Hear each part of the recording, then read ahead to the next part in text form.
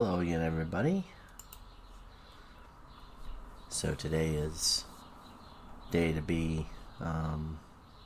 Actually, I'm going to go through a whole bunch of things, but relative to, I guess you could say, my own life. I'm going to go through a decade in the making, and some crossover situations that I think have happened.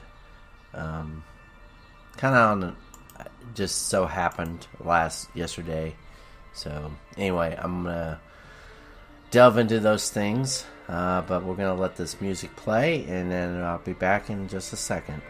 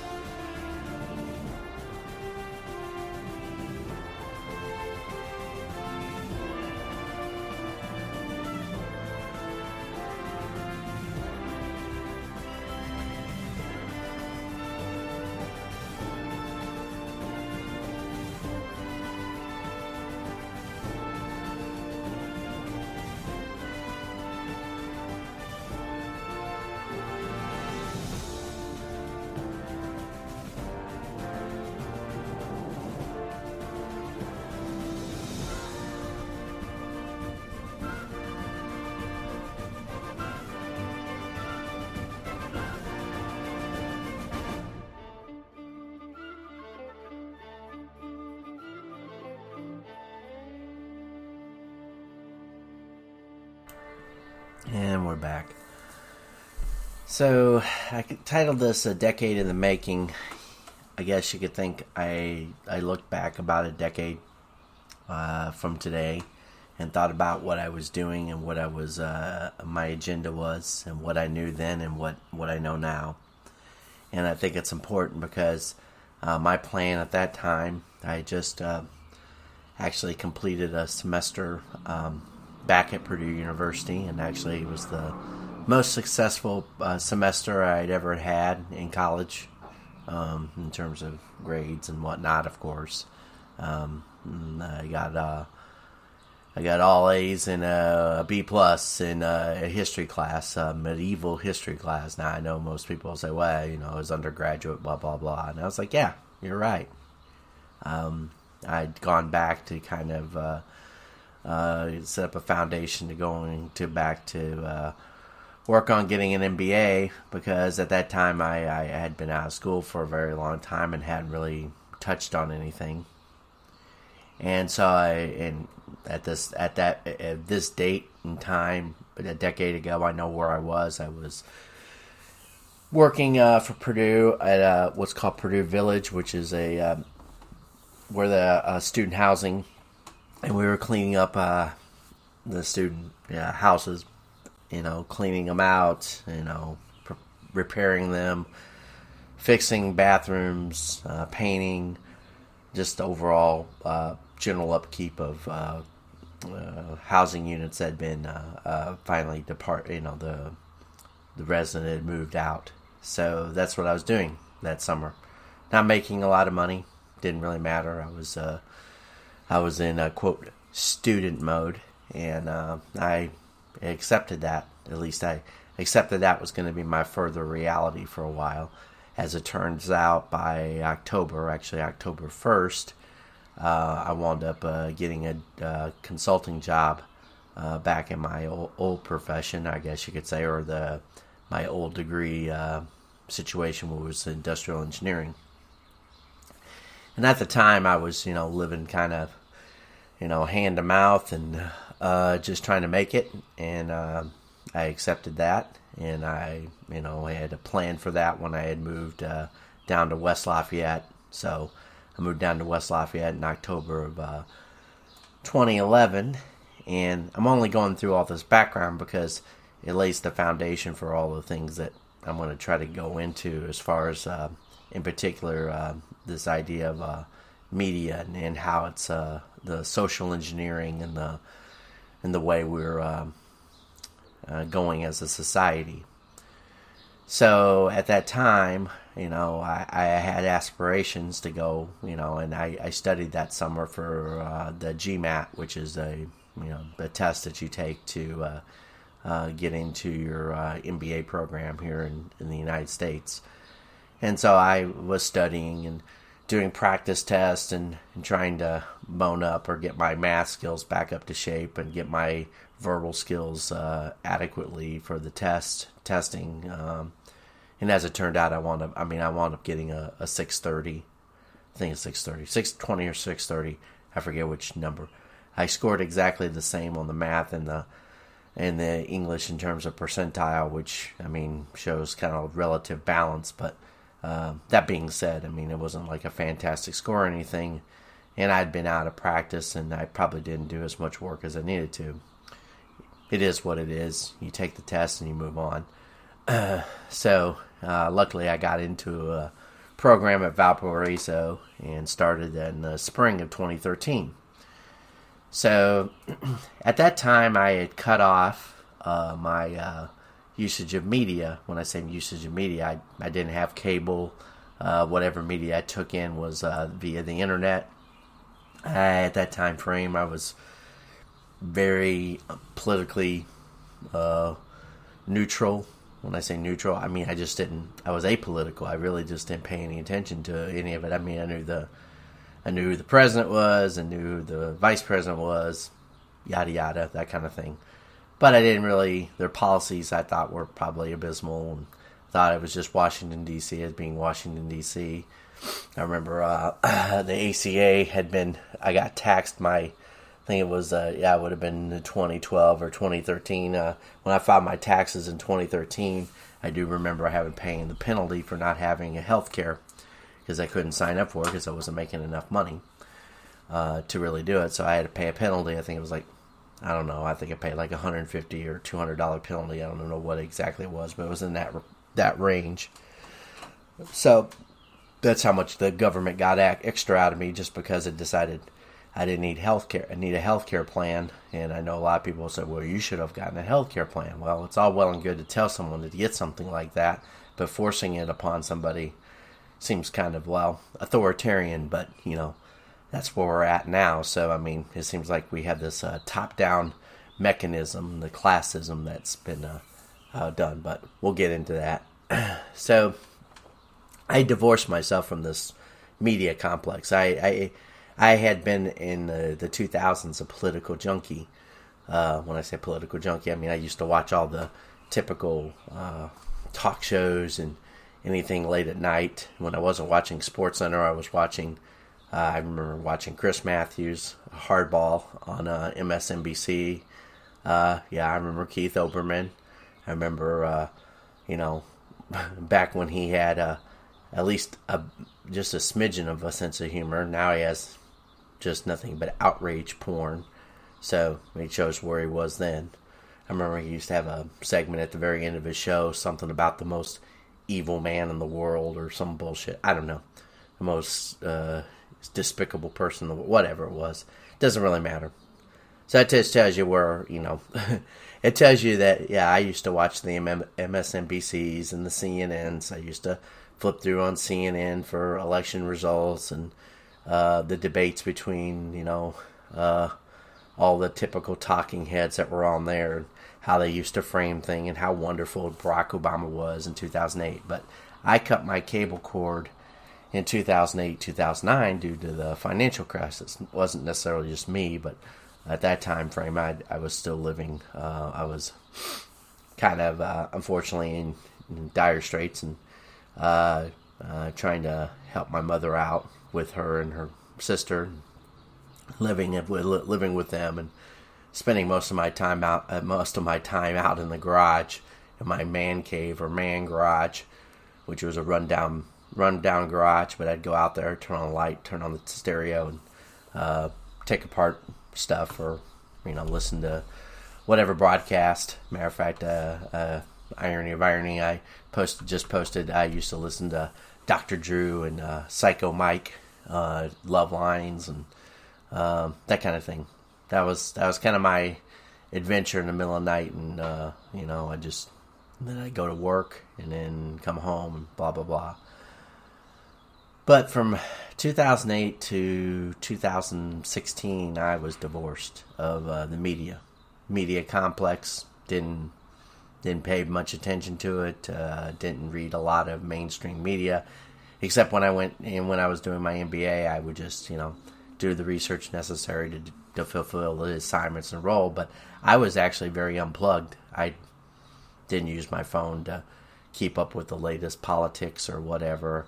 Any politics I paid attention to was just merely on the surface. At that time, I was nominally a Democrat. I mean, I had voted Democrat. I'd voted Independent. I never voted Republican at that point. So, in essence, I was just your typical sheeple. I wasn't necessarily like searching for extra answers or anything. It wasn't that I was unaware that I thought the system was a hustle, or thought that there was a lot of corruption in the government. I'd been through the system. When I say been through the system, actually been through the judicial system, the criminal system. I'd seen what goes on there and saw that we had a lot of extra emphasis on demonizing people for whatever way to get a judicial decision. And I knew what it was like to have people lie against you. I knew what it was like to read things about yourself that are not true, or the framing of a person in a way, in a speculative light that had nothing to do with what the actual situation was. But that is what it is, and that's a whole other different complex or story to go through. And it'll lead into something we're gonna go through in a second. But the reason why I say the decade in the making is you start to get being divorced from the media for that long a period of time where you're not really taking a lot of it in. It also, you become more aware of other things that you weren't paying a lot of attention to. Like my first example would be in around 2013, 2014, I was in an MBA presentation, or listening to an MBA presentation by a woman who worked for Landis+Gyr, or I forget where she worked for, a fairly technical, I think it was maybe Dana or something like that. A big conglomerate, multinational conglomerate that would, and she was doing this presentation on brains in particular, men versus women, and how their brains are structured and how they're organized, yada yada yada. And it was really slathered with a lot of feminism thinking, feminism talk, feminism, the female brain has an 8-lane highway between the left and right brain, whereas the men, there's like a dirt road between the left and the right hand side. It really was demeaning and, really, kind of very sexist. The kind of sexism that, it tried to paint women as just having a more adaptable brain, and men are just, don't have. And it's like the overgeneralization was, I remember it, and it was very, didn't say anything at the time because I was just sitting there listening to it. But I was thinking, is this really, really the way you want to present these ideas, or do you want to evolve or adapt it? Because I can see, there are things that women are very good at in terms of multitasking. They actually use a higher percentage of their physical strength in conditioning relative to their body. So, for example, their 1 rep max is usually, say a woman's 1 rep max is 100 pounds on something, just to pick a round number. They may be able to do 5 or 6 repetitions of 90 pounds, which, even though the 1 rep max is 90%, they can incorporate more of their muscles to still hit nearly that same 1 rep max. Whereas men, for the most part, their ability to work out with what I call rep, doing more than just a max, they can maybe do only about 75% of the 1 rep max. So say a guy bench pressing, he can bench press 225 pounds, which is 2 plates on each side, and they can do on a 45 plates. So 225, they can do 1 rep racks of 225. Just say that is what the guy does, and chances are his workout weight for like 70, it would be about 75%. Say he can do like a set of 6 or 5, and he could probably only do about 175. He might be, or 180, something like that. Somewhere in that where it'd be substantially different than a woman. So, for example, if hers was 225, it would be 205. Now, I know I'm getting in the weeds here, but what I'm saying here is that neurologically we are configured differently. That is true. But the way you present that idea to a population, especially in a graduate level program, she didn't present any of that. And she slathered it with a lot of demeaning and demoralizing of men, and making it sound like men are just, simple sheep that can't be taught anything or don't learn well, and along that lines. And that's where you get into this. This is a kind of an awakening of, I was like, okay, if this is what's being said in a graduate level class, imagine what's being said below that. And I just started thinking that. And this was around, like I said, 2013, 2014. And so at that point in time, I wasn't really all that happy with myself, at least in terms of not only my weight or conditioning or any of that kind of stuff. Mainly, I had fallen off substantially from my mom's passing, and I was probably dealing with a little residual depression, a little post-traumatic from other things, and just, I kept to myself, and I always have, really. I've never really been even though I'm sociable and I can get along with people, and just, when you're of a certain socioeconomic status, your ability to constantly hang out with other people is reflected in that particular status. People don't really understand that, or certainly don't seem to appear to understand that. Let's just put it that way. They may intellectually say, well, you're just using it as an excuse. I can say, yeah, and I can also say that people have a certain group of people that they hang around for a number of years, and it's usually determined by where they're at in terms of their career, in terms of their success, and in terms of where they're living at, etc., etc. There's a whole host of factors. There's very few people that can keep a long-term amount of friendships in their life, and that's determined by that. So at that point in time, I wasn't really interacting with certain people, and the people in my MBA program were all, I would call them transitory. There were a few people who lived in the area, but for the most part, most of us were just focusing on our career. We didn't really work with each other very well. The projects we did together were mainly thrown together, and it was about just creating enough of an output so we would present a presentation, dress up for it, put our little suits and dresses on, and show up there, do our little presentation. But for the most part, we weren't really delving into anything superior, like a superior project of some sort, and that reflected. So I got my MBA. I got out in 2015, and in 2016, as I didn't have to worry about school anymore, and I was actually doing a job or at a work. I was I was working for a major company for automotive, company called TRW, and they had just been bought out by ZF, which is a German company, and they were consolidating and yada yada. But as I worked there, had been there since October of 2014, I noticed, how I felt about things were changing. In particular, we were losing business to China at that point in time. I lost a huge gear business that was tied to Ford, by the way.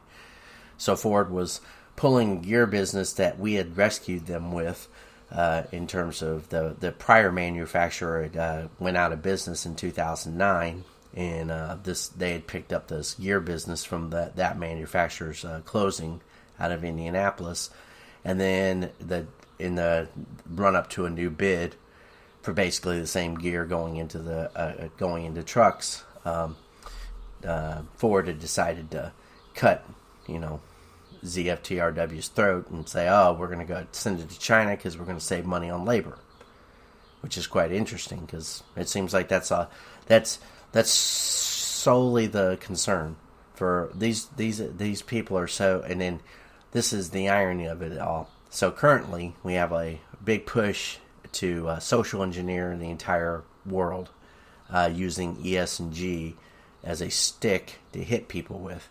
This is coming from people who they talk about being socially, environmentally and socially friendly. Well, how environmentally friendly is it to move all your manufacturing out of a country and then import it all back via shipping? How environmentally friendly or how socially friendly is it to basically discriminate against your own local populace? Ford Motor Company being, what it is and located in Michigan and the home of a whole host of things. How socially and environmentally responsible is it to send all your things that you don't really want to do here overseas? I mean, isn't it kind of just like slitting your own throat? But of course, they're not really cared about that. And they use whatever excuse to get by with whatever they want to do. And the same way with governance as well. They don't particularly care if they put anybody incompetent in charge of these directorships. They just want to put somebody there that'll be easily will do what they're told and say the right lines when they're asked to say them. So I started awaken to that, and I actually got into a kind of conflict because I denied a program's operation. I had some minimal amount of blockage capability to say I didn't see a usefulness to outsource a particular casting to China, and this wasn't even tied to Ford. This was tied to a wholly different program, and I was overrode by the purchasing department, who had went over to China, got the pristine gear, pristine casting and housing. It was a housing for gear, and they were all well and good with that. The point is I started to notice that people just they don't really think long term at all. They're like, oh, the purchasing department says, yeah, we're going to save $10 or $15, not even looking at the quality, knowing that the quality would degrade, knowing that China's known for this. They've been renowned for this since the 2000s. I mean, they sent thousands of pets to their death in the 2000s due to poisoning of dog food and pet food, and yet people just ignored all that. They don't really they don't think about any of that. They don't care about that. They say, oh, they've improved their quality, blah blah blah, and beyond that, the human rights violations. When I was going through my MBA, I started to notice that too. We did some analysis and found out how the Chinese were coming up in terms of the size of their corporations, and all they were doing was just literally vampiring off the United States. And we have executives who are just oblivious to this, or certainly have bought into this. They think, oh, we can make China more democratic and they'll be more rights friendly. No, they didn't. They didn't change them at all. And this is the technocracy that had been instilled. And as a matter of fact, I just listened to a podcast along that lines that basically said, yeah, Stephen Bechtel and a bunch of other people went over there and built up their infrastructure under the guise of helping them, and did it totally on the sneak. So this has been going on for generations, but we've imported their authoritarianism here. We've imported their idea that really the Constitution doesn't matter. We can make up the rules as we want, which helps the elites because they are not interested in making clean laws or making simplicity to the people. Because simple things would actually make it so they would be held accountable if the people knew that their laws could be put on them in a rational way, then people would actually have an adherence to a law. Matter of fact, what if everybody could access the entire legal system with, say, a little pamphlet that like the Constitution? There's a novel idea, and a few local laws that are applicable to the state they live in. And they could do it and have that in 50 or 100 pages, and could always carry it around or have it at home. And then but then that would eliminate the need for lawyers, because everybody would know what the law is. The reason why you have to have a legal system the way it is, a guild system, which is a development out of the Middle Ages, is to, you got to have these specialists to interpret things, to create this law, the case law. Imagine if case law was very, very simplistic. What if we're looking at case law? And granted, I appreciate the breadth and scope of the English and American legal system. The problem is with the system, though, is we have lawmakers, and now we have agencies who are making law through their rulings and through their stupid, which, of course, that was the whole point. So Obama, and this is one of the outgrowths of the Obama administration, was that they turned everything over to the agencies. They actually, and there were many people who were very complicit in this, and plenty of actors that complicit in this. In the disinformation campaign, and this is where we'll pivot, this disinformation campaign came along with that.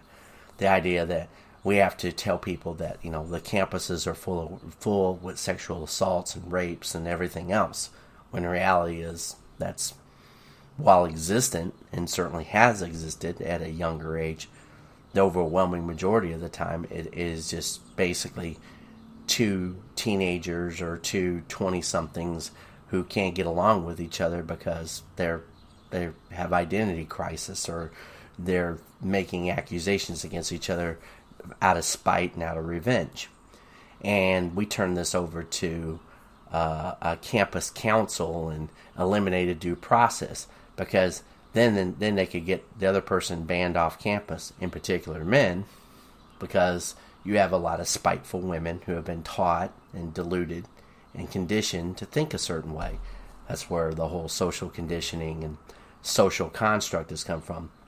And this intertwines with all the greater narratives that have been foisted upon people since basically Obama got into office. The idea that, gender is the sex is irrelevant, and gender is totally, can be constructed, and you can have all these many flavors out there like Baskin Robbins, and nothing really matters, and it's all arbitrary and, just foisted upon people in any way, shape, or form. And people are coming to wake up and realize that this has been going on. And I did too. I didn't really realize this until right around 2016. So this is when I first ran across the idea of disinformation, or when I say ran across the idea, this is the first one I started really seeing it.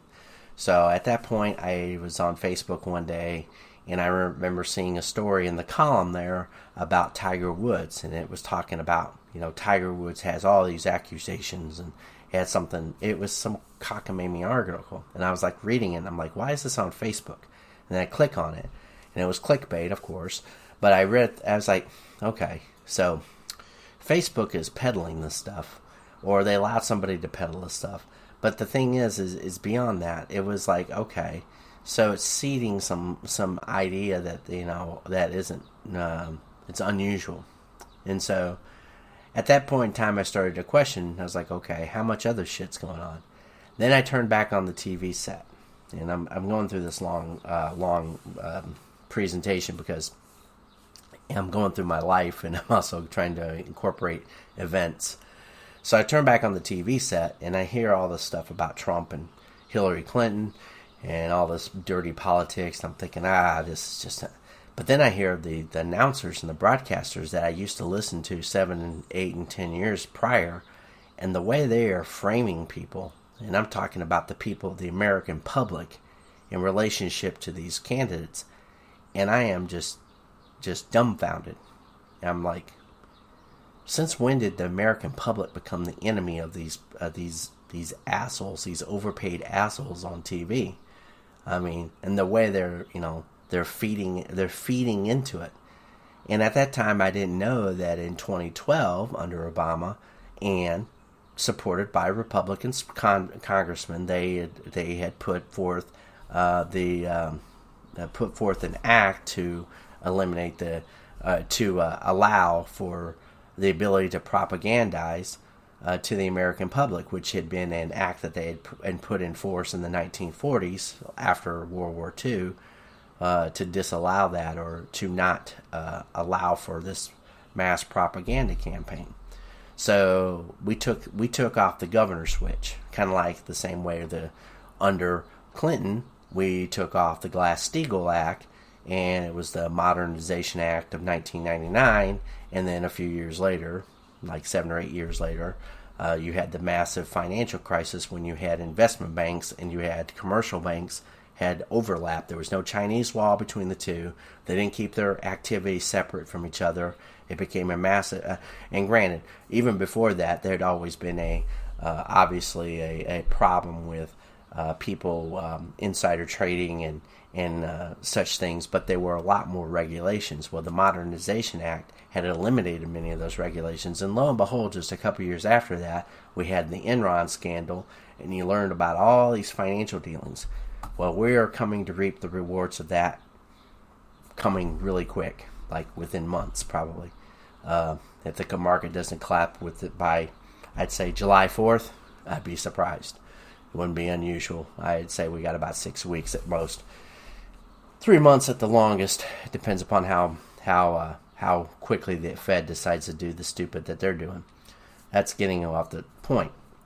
The point is that under Obama, we started shifting the law.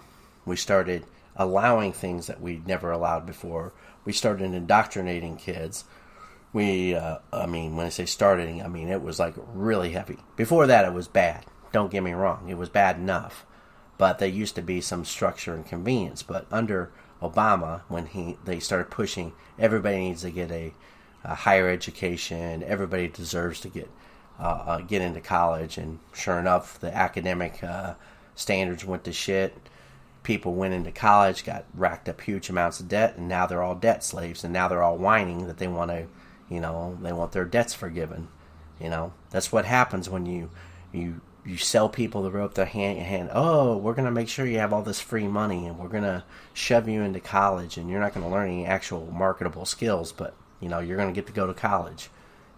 4 years to party or however long. Oh, and then you can get a graduate degree and some bullshit studies. And then, of course, these people are entitled now. They're so spoiled and entitled. They were allowed to stay on their parents' health care for up to 26 years old. This has all been used as a social means to keep people down, keep people stupid, keep people on voting a certain way.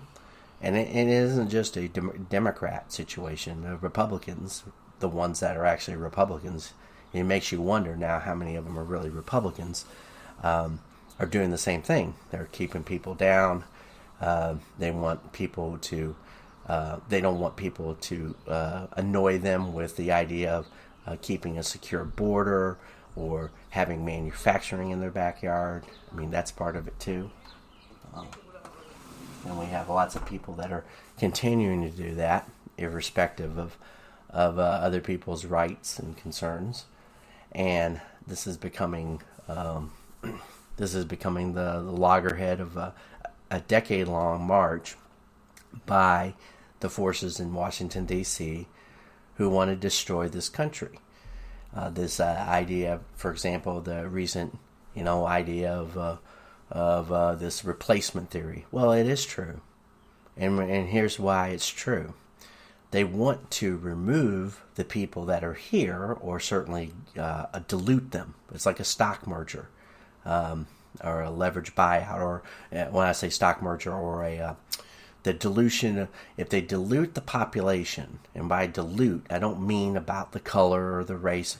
I'm talking about dilute the population. You bring in all the international people, all the foreigners, and then they don't know their rights. They don't know about the Constitution. They don't even they come from places that don't even have constitutions. So anything you give them to them is wonderful.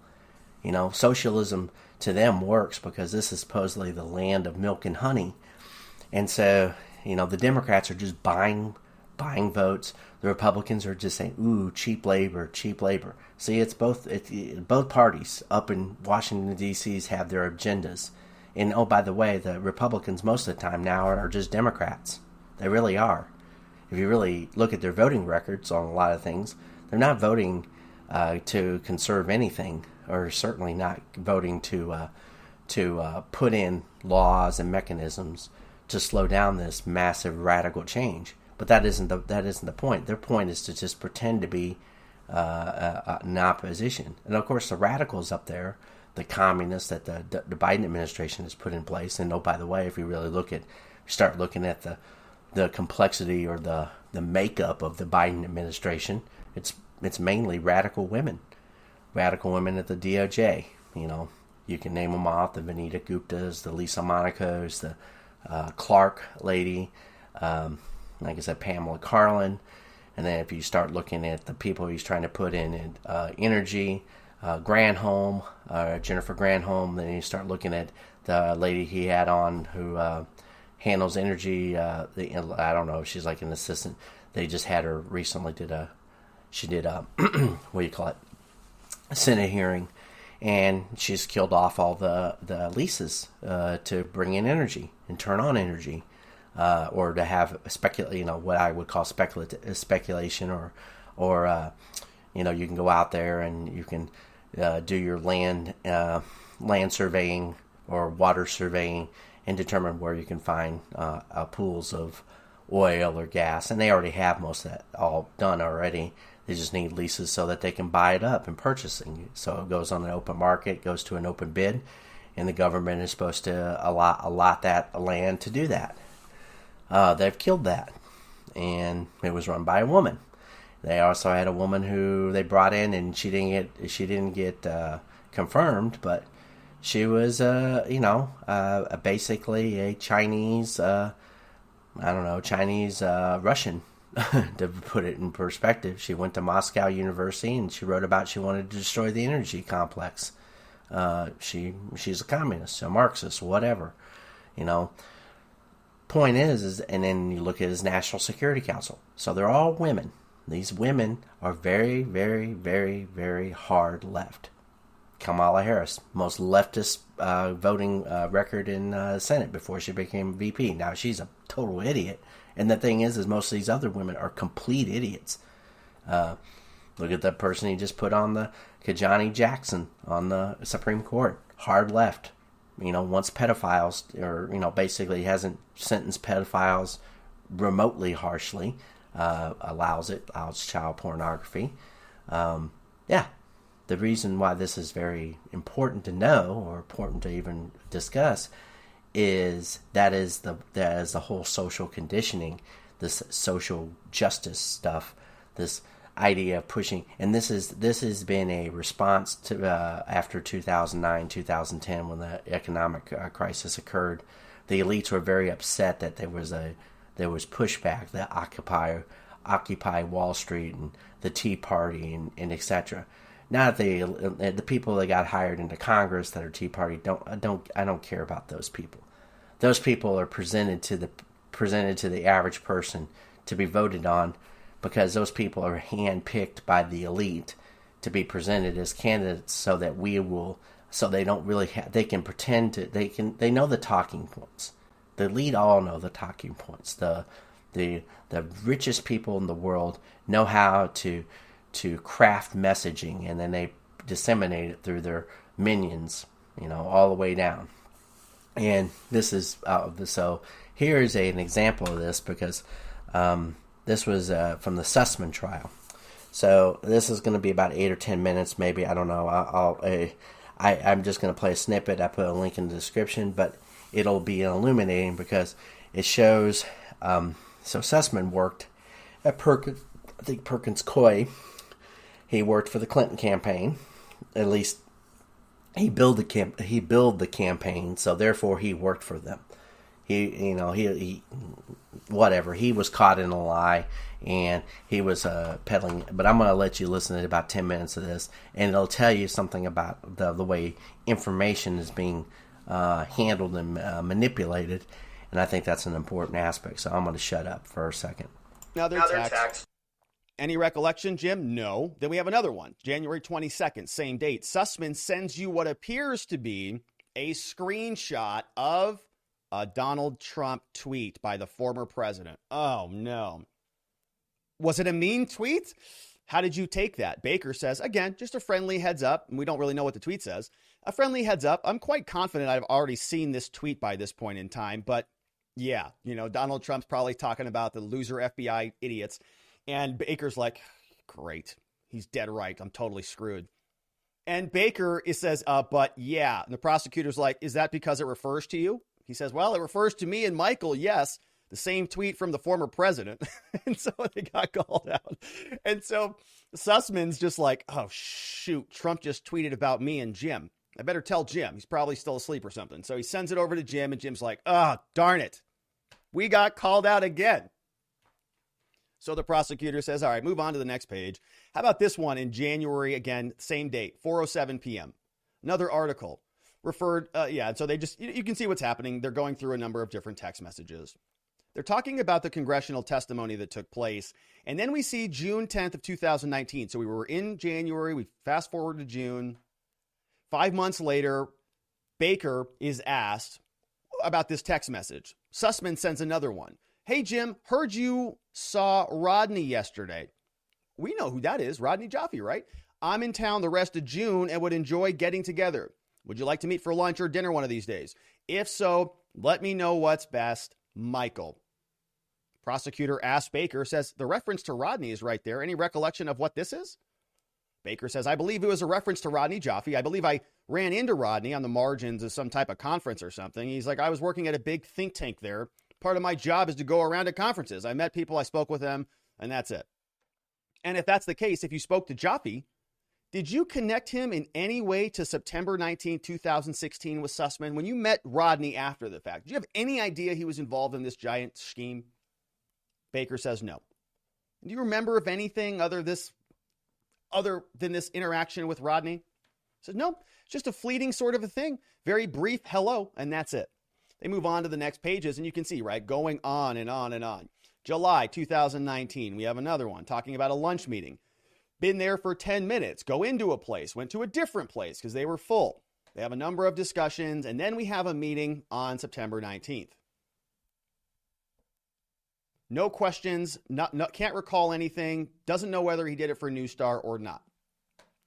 Another one. If we look to May now, May 5th, 2020, prosecutor says this one came in at 10:28 p.m. Can you read that one here for us there, Jim? Jim says, happy to. From Michael, Jim, I just heard the good news. Congratulations to you, and especially to Twitter for getting you on their team.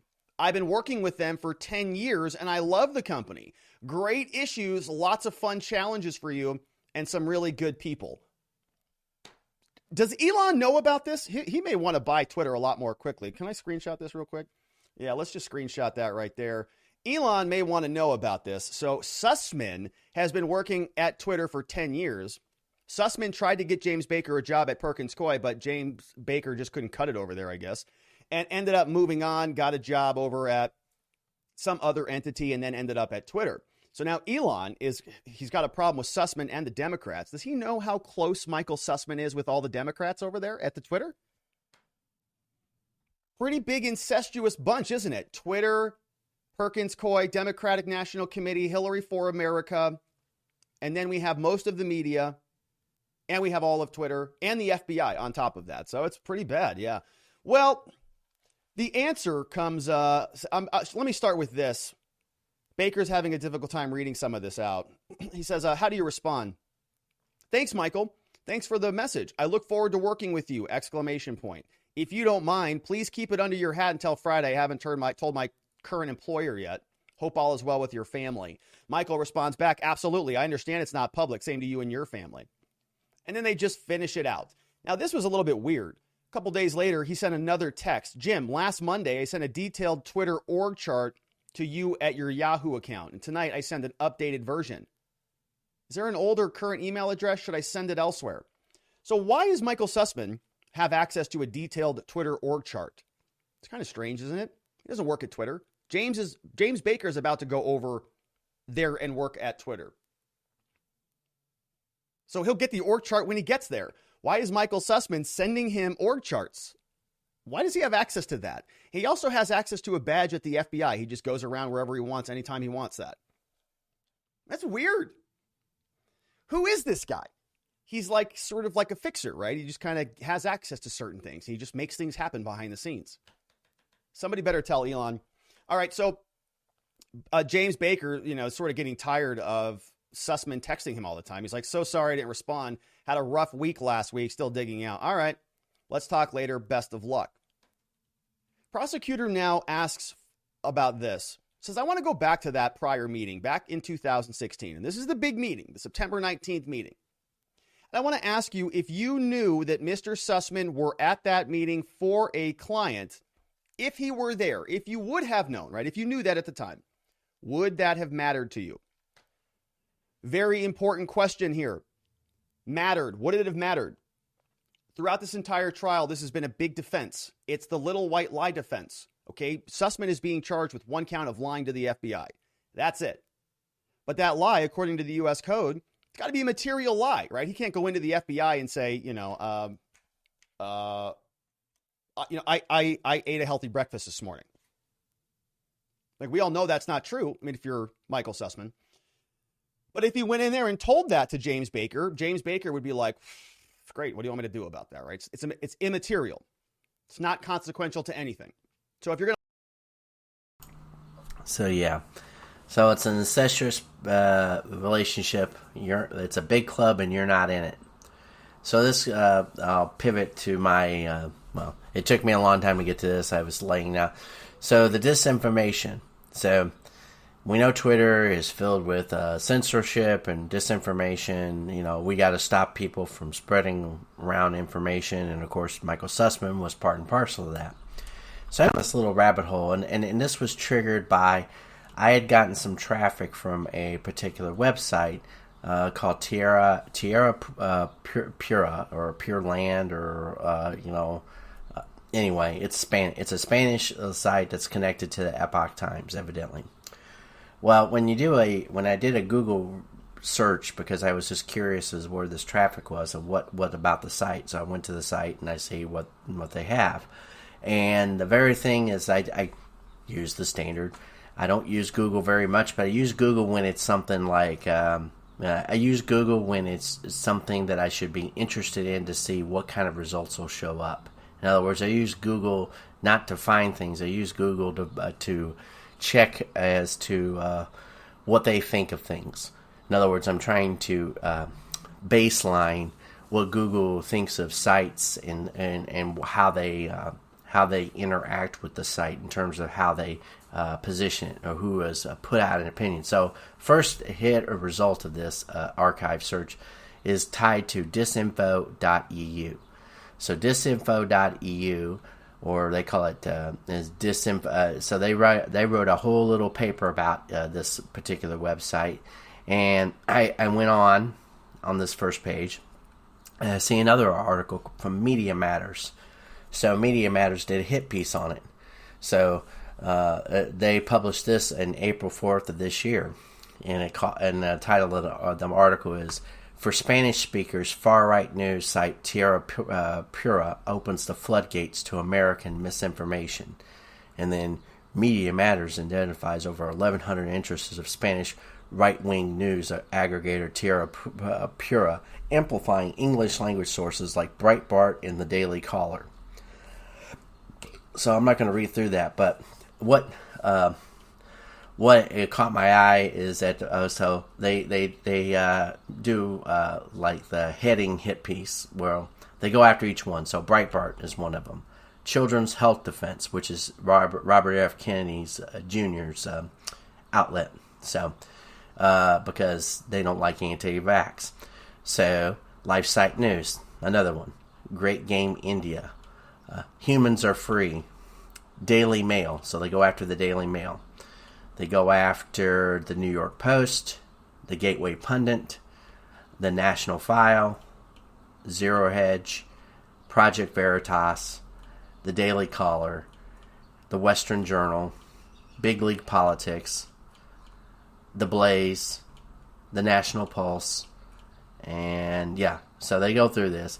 Now, the curious thing, and I didn't catch this on the first pass. Like I said, and their biggest beef with them is that they don't like it because they're going after Latino. See, the problem is Media Matters is connected to the Clintons, David Brock. So he's been he used to be supposedly right wing, whatever, and now he works for the left. He's their big dog, just like Mark Elias. So he's the big dog on the media side, and so they they go through, and there's certain narratives that they really despise. So there was just one part here where they talked about it. I'm not going to go through it. Tierra Pura's Spanish language audience is exposed to varying degrees of misinformation and conspiratorial narratives that are racist, anti-China, and anti-LGBTQ. So this article was written by Leo Fernandez, but research contributions from Carly Evans and Kayla Goddery. Now, Carly is the name that I didn't know anything about. When I did this initially, the only reason why I went to this site was because I got a few hits from it. And then I decided to just see what this Disinfo Lab is. And Disinfo Lab, I mean, they literally have on their site, they have a picture of two hands with strings attached to it, and to a narrative. I mean, you talk about authoritarianism, that's exactly what we're trying to not do. But they post this up on their website, and they're proud of it. It says, from infodemic to information war. Now, they'll say that, oh, we're pointing out that the right, and they'll always position this as right. They got us in this dichotomy, this left-right bullshit, and it's always actually top-down. The top, the elitist people, quote, we call them elite, but basically they're just sociopaths or psychopaths. They're just people with a lot of money, and they want to control the world. That's it. That's always been the case. It's people say, "Oh, that's just a massive conspiracy." It's like, no. If you have an enormous amount of money, billions of dollars, land ownership out the wazoo, and you have these lower level, I mean, they have a staff, and what does that staff do? That staff takes in their crazy ideas, and it says, "Okay, how can we make this happen?" Well, the best thing that ever happened to the quote globalist conspiracy was media. Why? Because it's easy to disseminate. It's easy to disseminate their ideas. They use outlets. They buy into. I mean, most of these globalists own the media companies. That's why it's so important to own the media, because they know what people's eyes focus on. And people, I mean, there's been many of an analysis of this, because there's the same script is being used at all these different stations. They say it out loud. I mean, there's a whole mashups of videos of totally different people saying the exact same thing verbatim. So if it was like this was done by Sinclair Media. This was around 2017. Now, in your bubble, in your little hive that you live in, say for example you live in a medium-sized city out in the middle of nowhere, like I do. You only see what's around you. You only interact with the TV stations that are available to you. You can interact with other TV stations, but you have to go looking for them. Now, what is the probability that you can capture all that information and be able to vet it? You can't. So from your standpoint, you think you're getting something organic, but in reality, you're getting something that's being pushed to you. It's a push service. It's not that you're it's not just merely occurring. Now, this isn't conspiratorial. It is fact. It's what's being done. It's being done at a high level. So anyway, this disinformation thing is the thing is they hire people, and then Then this has just so happened. So I just went through this article, and I started going through other things. So the Disinfo EU board happens to have 3 members. And there's no link to their you can't link out, or in other words, they don't go into any great detail. But their board members, one of them is a former member of the EU Parliament. Her name is Diana Willis. The second person is Gregory Rodin. It's Rohde. I don't know how to pronounce his name, but we'll just say Rode. I don't know. I assume the H is silent. So anyway, so he used to be, and this is important, he used to be the Assistant Secretary of Commerce and the Administrator of the National Telecommunications and Information Administration under President Bill Clinton. So get that, Telecommunications and Information Administration. Information Administration. What is Information Administration? You know, what is it why does the government need an Information Administration? What does the government do with that administration? Information Administration. Say that fast 5 times. So, going down to the very end, he said, working on several pieces of landmark legislation, including the Telecommunications Act of 1996 and the Internet Tax Freedom Act, which it probably has nothing, Internet Tax Freedom. Now, what they did is they took the Internet and they started taxing people. You have to report your taxes if you make sales. I guarantee that act has nothing to do with freedom and has everything to do with taking away your freedom. See, there's truth in advertising. The government ever advertise. I mean, just like the Patriot Act. You know, there's no advertise. Oh, it's about patriotism. No, it's not. It's not about patriotism. It's about you spying on other people. It's about you spying on people who are actual patriots while you're an actual evil person. That's what the Bushes put together. You know, thank you, Bush. So anyway, not really. I went through this, and so they make a smear campaign against this group. And they have all these people that they've hired and whatever. But I haven't published this yet, but this is an article I'm working up. But the general idea was that. So here's the next piece of this. So what happened is that I just happened to go back on Twitter. And there was a lady who posted something, and she was she said her name is the person. I didn't link to her tweet. I'm not gonna, but she wrote this verbatim. I'm not going to tell you who she is because I'm not trying to bring heat on her or anything. She just posted this: a woman who works for Stanford on a research project about narrative spread on social media just blocked me, and then parenthetically, for pointing out that she was endorsing forced treatment of mentally ill people. How can she do her job if she blocks people she disagrees with? And that person just happened to be Renee DeRista. So I didn't know anything about Renee DeRista. But she works in disinformation now. That's her gig. That's her, and I archived it. She worked for various outlets. I'm going to just read a little bit of her supposed bona fides. This is coming directly from her own website, and I captured some of this. So, at the behest of the SSCI, Renee led an investigation into the Russian Internet Research Agency's multi-year effort to manipulate American society and present public testimony, which she's done. So, she blames manipulation of American society on Russia, which is entertaining in and of itself, because the manipulation of American society is being done by our own mass media. Our own mass media complex, which, oh, by the way, has more connections to China than it does to Russia, but whatever. That's just a little pro tip. That our mass media is manipulating the public. The amount of manipulation from Russia would be like maybe 1% of that. Sure, I don't doubt that Russia and RT and other have their narratives that they're foisting upon the American society, and we'll get into that. So she did this alongside its hack and leak operations in the 2016 election.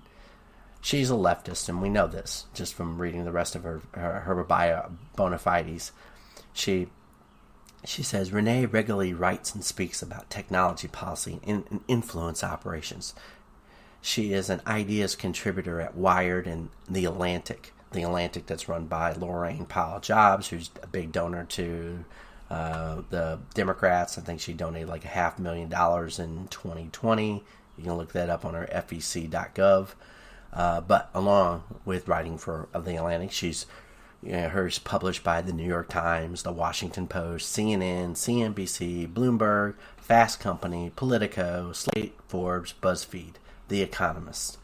So, all the hacks in the world, and she gets published by journals. She did get published by Yale, but anyway, so someone had went through, and so she worked for a company called New Knowledge, and New Knowledge. I took a little snippet of this. This was from a Reddit, but the Reddit leads back to The Intercept, which was written by Glenn Greenwald, which this article with.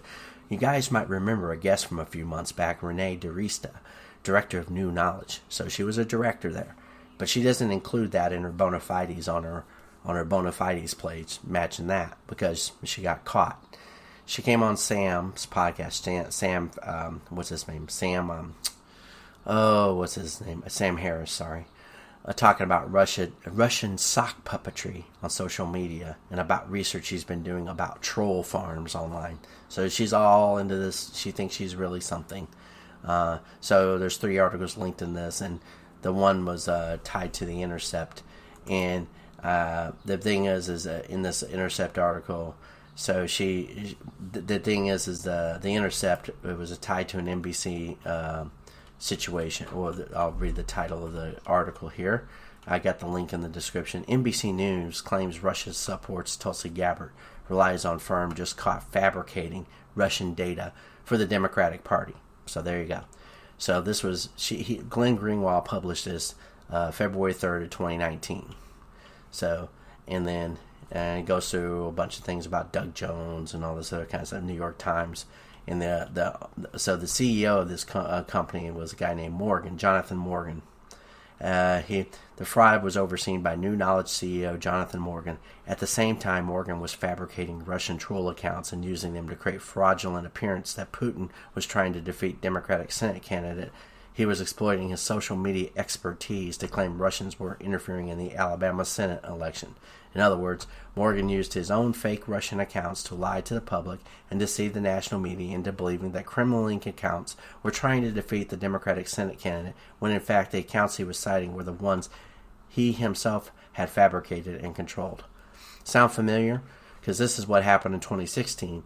There's an article by Margaret Cleveland I have to go look at. She just published it today on the Federalist, and of course there'll be people, I don't like the Federalist, it's right-wing conspiracy theory, blah blah blah, but it's tied to the idea of the 2016 election and how the fabrication of allegations by the Clinton campaign. So everything that they were doing, they created a fake Russian narrative, the P-tape, the whole thing with the Alpha Bank. It's all bullshit, and they know it's bullshit, and they're creating this bullshit. And then they hire these people to create the circular referencing, laundering of information. So the very people who are complaining about all this Russia, our entire media complex is working in a mass propaganda machine to create all this social conflict in terms of Russia, Black Lives Matter, transgenderism, the whole kit and caboodle, the whole 9 yards. This is all big disinformation campaign, and they're hiring these people. These people are working to do this, to fabricate. They find whatever little evidence they can, authentic evidence, and then they amplify the evidence, and they make up some more evidence, and they throw it all together, and they call this legit. This is the way they operate. It's like, okay, yeah, are there people out here that are extremely racist?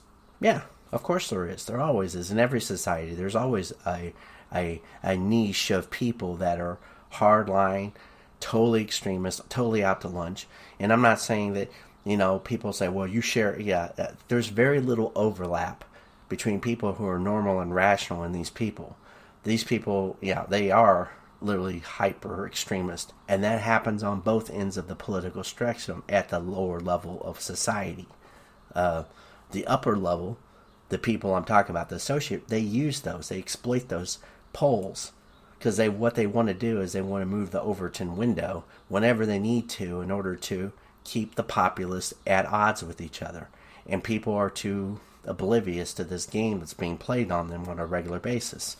And people are going to continue to be oblivious to this name because so many people, in particular, left liberals, people that vote Democrat are highly, highly, highly trusting of the media.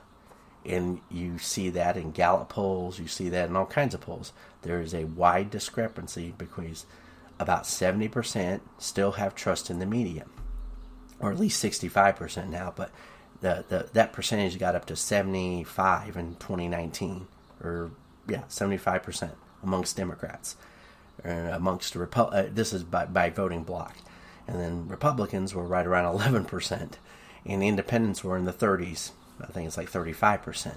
This is a Gallup poll, and I'm just reciting this from the top of my head. Don't hold me to that, but that's roughly the percentage levels. Because people started to, and there is a significant portion of the population who knows they're being lied to. They know that they don't have trust in the media because the people that they used to listen to are, when they listen to them because they would give them factual information. Now they spend all their time talking about opinion. Now people can say, well, I'm using opinion. No, I'm not. I'm citing resources that I find online, and we're discussing them, or I'm discussing them. So anyway, here's another data point. So this is Jonathan Morgan.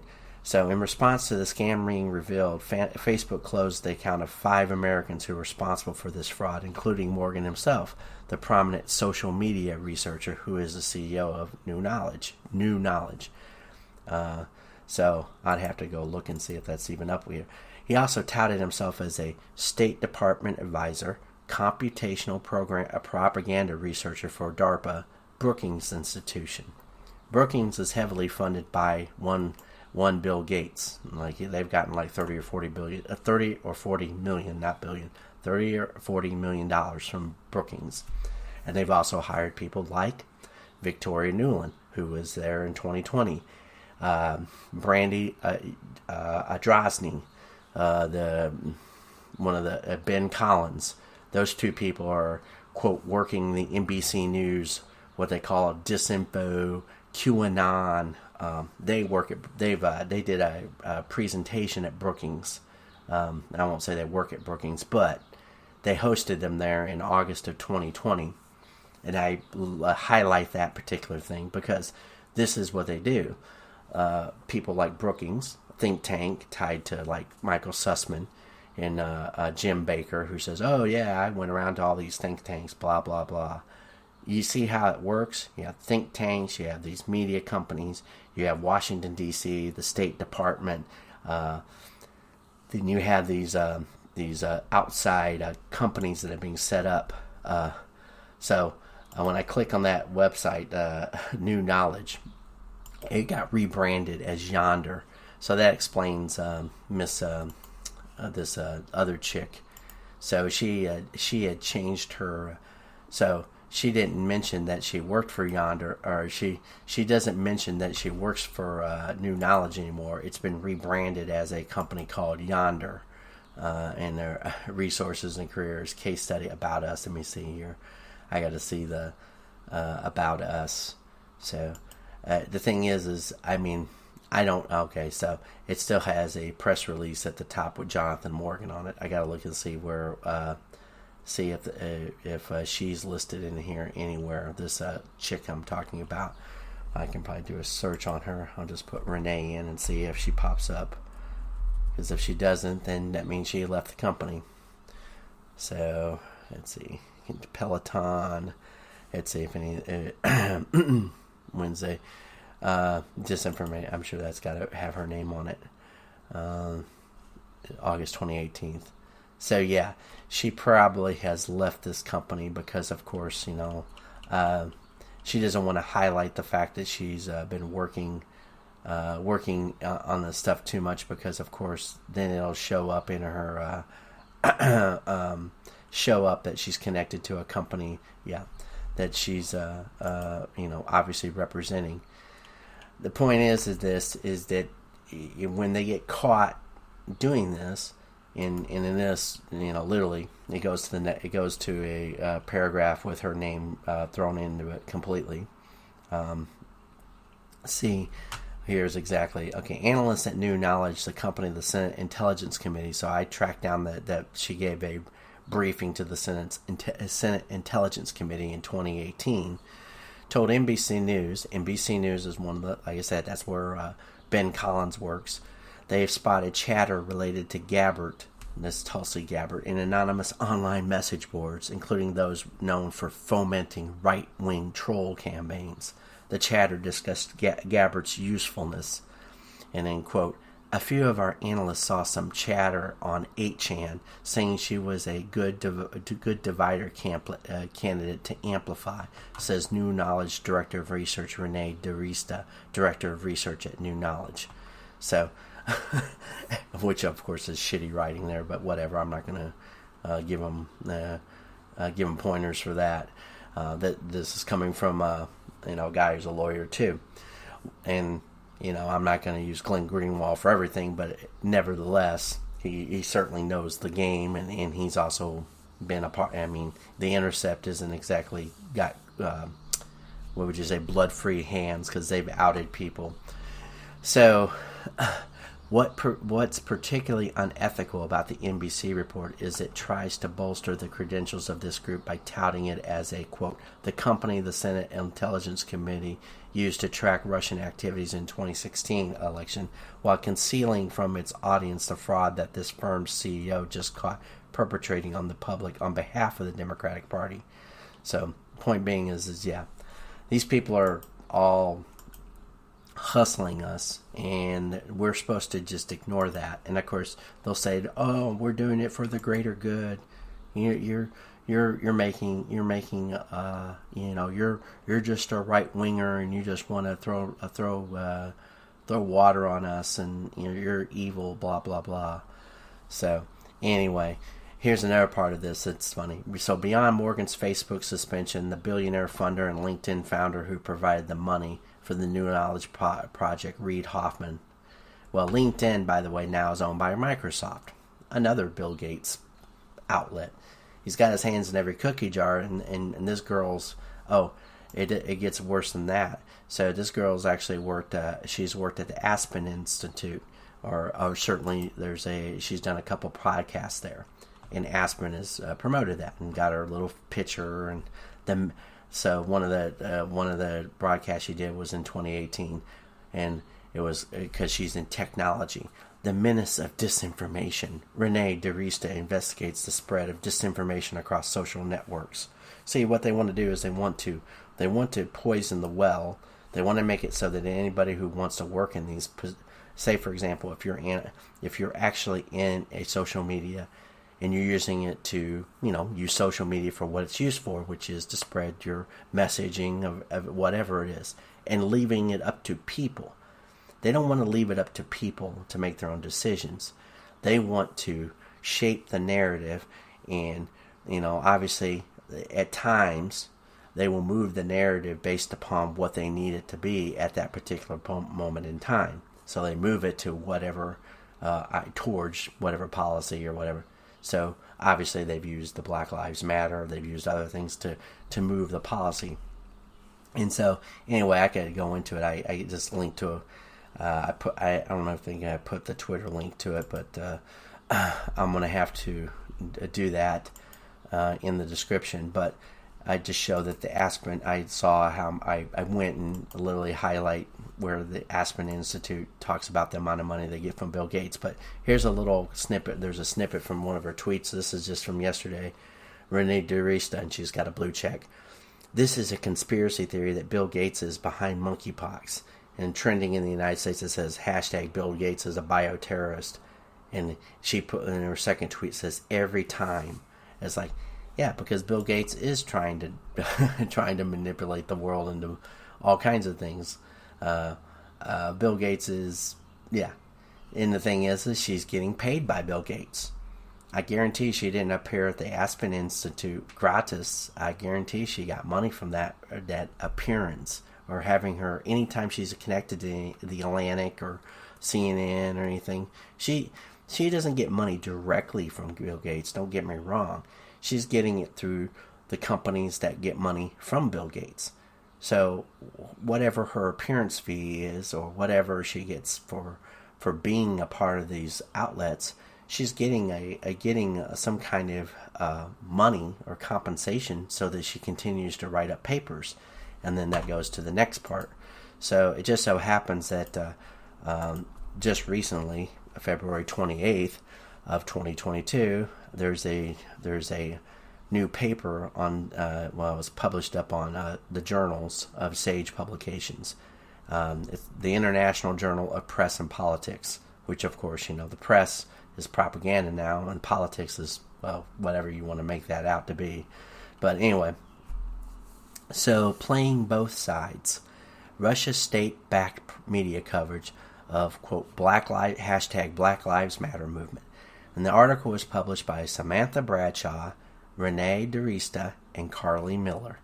And Carly Miller is the lady that I just talked about that wrote the hit piece for Media Matters, which is connected to the Democrats, and we know Renee DeRista is connected. So they're all running in circles. They do the same things. So I also went to Carly in the article for Media Matters for America, and it's funny, at the top of Media Matters right now, under her thing, trending, it says Ukraine, Tucker Carlson, Elon Musk. So you could tell it's just the new thing for anybody who pays any attention to Media Matters. So anyway, her articles, the things that she's got her name attached to just recently. So I'm going to just it tells you it tells you everything you need to know about what's being pushed. So Facebook profited from ads promoting white supremacist Great Replacement theory. That's May 20th. Right-leaning Facebook pages are celebrating Twitter's deal with Elon Musk. In March, libs of TikTok was the top Twitter using amplifying anti-LGBTQ hate. Now these attacks are exploding online. And it's on Facebook, right-leaning pages are dominating discussions on Florida's new anti-LGBT. So, and then back to the Spanish speakers, and then Kajani's Brown Jackson. So, see, they run total cover for these people. That's what Media Matter does, of course. That doesn't surprise anybody, and it shouldn't. But it's a walk down the thing. So, right-leaning. She always puts right in there some way or another. It's always about the right wing. Facebook is letting Russia and Chinese state-controlled media push the false Ukraine-U.S. biolab conspiracy theory. And then here on this is back in February. Facebook is allowing organizers of January 6th riot to promote an international anti-vax blockade. So she's got like 5 pages of this. I'm going to go back and see how far back she's been writing for this outlet. I'm sure it's quite a while. I don't know anything about this gal because I don't pay any attention to her. Well, I clicked on page 5, the last page. So actually she's only been writing for them since 10/17/2020. So fairly new. So anyway, let's see here. The 10/17/2020, evidently her first article was right-leaning pages dominated the conversations on Facebook during Supreme Court confirmation. Right-leaning pages, it's just so much, and okay, it's just amazing. However, this is what goes on, and this is what you have to be aware of. They think that, granted, they're well within their right to do what they're going to do, but it's quite interesting what gets pushed and from what angle and for what reason and by what people. Because if it's the same people over and over again, and I don't think I put a link in here to this article, but I will. The point being here is I started to learn about our little media complex and the circular and the same parties popping up in the same places and funded by the same people. Oh, by the way, we all know that Clintons have gotten over $500 million through their various charities from Bill Gates too. So, and they fund, and people say, oh, well, now you're just making the same thing, making Bill Gates out to be the George Soros. Well, yeah, he's just a younger version of George Soros. He funds these NGOs. He funds, he runs the largest NGO in terms of monetary policy. He puts in grants, and then he bets in the stock market, and then he puts bets on those companies in the stock market, and lo and behold, they wind up being worth more money. That's how he grows his. That he uses NGOs are obviously 501c3 tax exempt. He takes money from Warren Buffett. He pumps it into his grant pool of money. Then he bets on all these organizations. Plus, he's also funding all these little social things to move the conversation. He controls media, or tries to control media. That's why he gets platformed so much, because he's literally buying an appearance fee so he can go on there and act like he understands all kinds of things about medicine. He's not a doctor. He's even a graduate of college. And people listen to him. So this is nothing unusual. We all knew that this was going on, but my awareness of it, and I'll close out on this, I'll take a couple minutes on it, is that, when I came back to the media, I realized that the people that were in the media were no longer, not that they ever were, let me clarify that. They were able to, shift their mind to calling all Americans racist because we didn't like Barack Obama, or we were sexist because we didn't like Hillary Clinton. And this has nothing to do with, whether you like or hate Donald Trump. That's just kind of an aside. He was just different. And that was another thing too. And when I say he's just different, he said things that we wanted to hear. He was also somebody who, by the way, he was a Democrat before he was a Republican. He pissed off both the Republicans and the Democrats, and they were working both to sabotage him, or to make his presidency. They used his presidency so that they were trying their best to stop him from doing anything whatsoever. They just wanted 4 years of nothingness.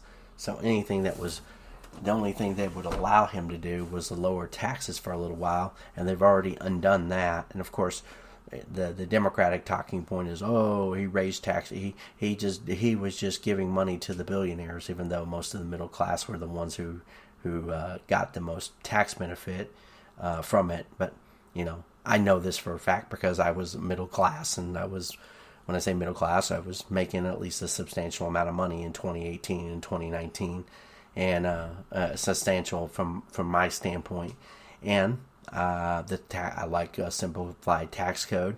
I think all of us should should want a simplified tax code, but it also didn't benefit the Democrats because of the SALT tax.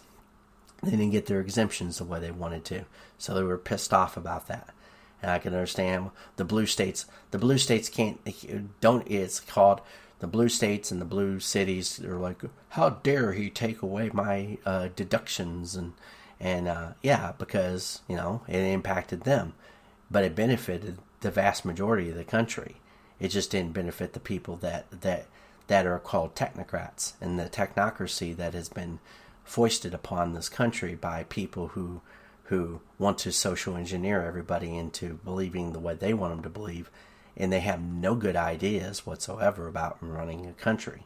They are spoiled. They're actually, most of the time, they look down their nose at people who don't have the level of education that they do, and don't have enough class, supposedly, or they make broad generalizations about black people and Hispanic people. They obviously don't like it that the Hispanic people might actually start looking at, quote, what they call far right narratives, or just basically information that's actually inconvenient for the left wing to have out there about themselves, about the fact that that they're being hustled, that they're being exploited, and that people that are being brought across the borders are being abused and raped and used for drug trafficking and human trafficking and a whole host of other very, despicable things. And of course, you can blame that on both Democrats and Republicans in Congress, because none of them will actually stand up to Joe Biden and put ramrod through a bill, which of course, that would be nice if the Democrats weren't just lockstep on everything. The Democrats don't, they are groupthink to the max, and the Republicans are just wishy-washy and squishy, and they don't care. But that being said, they're all on the same team. They're just putting on a show for us when they do any fighting against each other. That's just mommy and daddy showing that they can fight each other. But reality is they want to pull this country right into the dustbin of history, and they don't care. They don't care that it's going to hurt them in the end. They don't know that. They may think that they can get away with it. They think that most of the people are going to allow them to just destroy this country. Of course, what they want to do is bring us down to basically Europe's level. And of course, Europe enjoys that because that's what Europe too has influenced our operations. As much as everybody wants to blame Russia, you can blame the Brits, you can blame the French, you can blame the Germans, you obviously can blame the Chinese. The Canadians don't have in some respects, don't have any love for us. You have a whole host of actors that have set themselves up and are like, well, we're tired of the United States winning. We're tired, there's jealousy, there's envy, there's disdain. There's also good reason for that, too. You have people who have run wars for, the Bushes put us in two absolutely evil wars that should have never been consummated. And yet we had a media complex that was glad to push that. The media loves to push war, the same way with the Ukraine conflict. If we hadn't set up we set up the agenda that made it so it was so easy for somebody like Putin, who is not, as morally complex as we would probably, unfortunately, like to think he is. I mean, yeah, he's an evil dude. But when you go over there and you make threats to him, which Victoria Nuland did, and said, we're going to wreck your economy, he was probably like, oh yeah? And you know what? When you antagonize somebody like that, well, you got what you got. And maybe they knew that was coming, and maybe that's what they wanted. Why? Because it worked as a good distraction. It worked as a great distraction for the people who are idiotic people who follow the media and go wherever the media tells them to go, instead of worrying about things that are actually domestic and important, which are, of course, saving a country, having a good economy, having good energy policy, having good jobs, and having safety, having a country that gives everybody the most opportunity to succeed, instead of a country that's based upon trying to pit people against each other, which is exactly what the Democrats have always wanted. They love to pit people against each other, and the Republicans are just shitheels, and they just allow it to go on because they don't want to. As soon as you call them a name, they run away. They don't have any backbone or spine. They won't actually call these communists out for what they are. So I'm going to end it there because I've been talking for way too long. I don't know if this broadcast will be as well received, but that being said, I didn't make it for that end. When I say 10 years in the making, it took a long time for me to come to the conclusion that we're being hustled, and that we should avoid that. In 2016 was kind of like the pivot point, and then I started doing research, slowly in 2016 and 2017, and it just kind of built upon itself.